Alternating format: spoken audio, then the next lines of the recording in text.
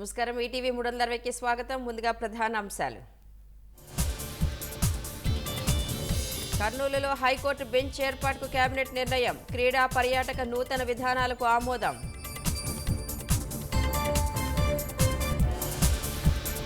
Social మీడియాలో ఆడబిడ్డల్ని అవమానిస్తే అదే చివరి రోజు. అరాచక శక్తుల అణచివేతలో రాజీ పడేది లేదని సీఎం హెచ్చరిక.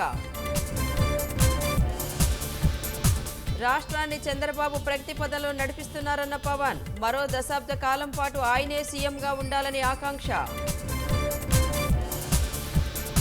వాలంటీర్ వ్యవస్థ మనుగడలో లేదన్న మంత్రి డీబీవీ స్వామి. వాళ్ల సర్వీసులను గత ప్రభుత్వం రెన్యువల్ చేయలేదని వెల్లడి.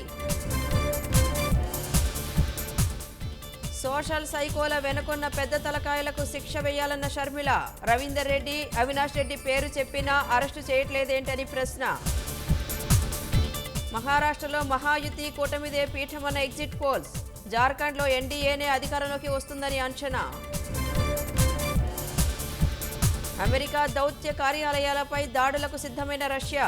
ఆఘమేఘాల మీద ఉక్రెయిన్లో ఎంబసీని మూసేసిన అగ్రరాజ్యం. ఒంగోలులో వైభవంగా ఈటీవీ కార్తీక దీపోత్సవం. భారీగా తరలివచ్చి పూజలు చేసిన మహిళలు.